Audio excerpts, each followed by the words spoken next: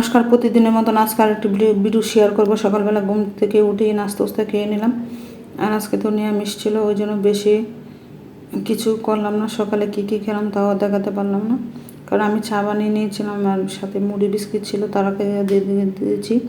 আর ভাত রান্না করে তারপরে ওই সেইখানে খেয়ে নেবে। আর ওইদিকে দুপুর 12টা বাজে, তখন আমি বাদামি লেবু নিয়ে আসছিল খাওয়ার জন্য ভাতের সাথে। আরে এগুলো তো ভাতের সাথে কীভাবে খাবো? এটা তো হয়েছে ঝাম্বুরার মতন। কী যে আজব এক জিনিস নিয়ে বাসার মেয়েদের মেজাজ হয়ে যায় আরও গরম। ওইগুলাকে ভর্তা বানিয়ে নিলাম আর 2টা শুকনো মরিচ পোড়া দিয়ে নিলাম চুলাতে, দিয়ে তারপরে লবণ আর চিনি দিয়ে মরিচ দিয়ে ভর্তা বানিয়ে নিলাম খাওয়ার জন্য। দুপুরে রোদের মধ্যে খেতে ভালোই লাগে। আজকে তো আর রোদ ছিল না, তারপর গরম ছিল প্রচণ্ড। আর আজকে দুপুরে কী রান্না করবো এগুলোই শেয়ার করবো। জিরা আদা শিলপাটায় বেটে নিয়েছি, সর্ষা বেটে নিয়েছি, সর্ষা দিয়ে ডাটা দিয়ে আজকে চচ্চড়ি করব, বা পাতুরি বলে, ডাটার পাতুরি করব। আর ওইদিকে মটর ডাল রান্না করেছিলাম, কয়েকটা আমের শুলি ছিল বাসায়, ওই শলি দিয়ে এই টক ডাল খেতে আবার অনেক ভালো লাগে। আর সোয়াবিন আলু দিয়ে একটা ডালনা রান্না করবো। আলুগুলা বেজে নিয়েছি, এখন সোয়াবিনগুলো বাজতেছি, কারণ ঈশানে তো আবার সোয়াবিন তরকারি অনেক পছন্দ করে, ওই জন্য সোয়াবিন দিয়ে আলু দিয়ে তরকারি রান্না করবো। আর মশলাটা একটু কষিয়ে নেবো আমি। দেখেন, আমি প্রত্যেককেই বলি বারবার, যত মশলা কষাবেন তরকারি খেতে কিন্তু ততই স্বাদ হবে। আর আমি রান্না করতে ভালোবাসি দেখে এই জন্য রান্নার ভিডিও বেশিরভাগ ছাড়ে।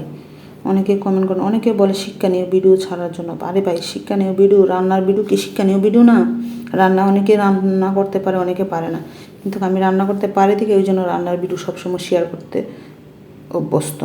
তো আজকে ডাটার পাতুরি করবো। এটা কিন্তু অনেক বছর পরে আজকে ডাটার পাতুরিটা আমি রান্না করলাম সরষা দিয়ে। ওই শুকনো লঙ্কা দিয়ে দিলাম, তেজপাতা, জিরা আর কালো জিরা ফোড়ন দিয়ে দিলাম, দিয়ে ডাটাগুলো দিয়ে দিলাম, হলুদ লবণ দিয়ে ভালো করে কষিয়ে নিলাম এই ডাটাগুলো। আর ডাটার পাতুরি সরষা দিয়ে খেতে অনেক ভালোই লাগে, কারণ অনেক দিন বললে ভুল হবে, অনেক বছর পরে আমি ডাটার পাতুরি রান্না করলাম বাসায়।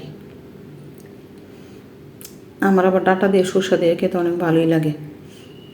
কালকে নিয়ে আসছিল তো 1 মোটা, আমি রান্না করেছিলাম মাছ দিয়ে, কারণ আজকে তো আমাদের নিরামিষ, ওই জন্য আর আমিষ খাবো না, ওই জন্য আমি বললাম যে সরষা শিলপাটায় বেটে পাতুরি রান্না করে দিলে খেতে হয়তো একটু ভালো লাগবে।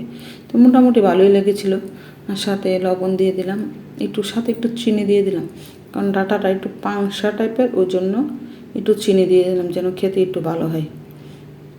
মোটামুটি অনেক ভালোই লেগেছিলো, রান্না করেছিলাম। তারপর গরম গরম ভাতের সাথে ডাটার পাতুরি দিয়ে খেতে অনেক ভালোই লেগেছিলো। সর্ষা দিয়ে ডাটা দিয়ে রান্না করলাম অনেক দিন পর হলে ভুল হবে, অনেক বছর পর আমি ডাটা দিয়ে রান্না করলাম।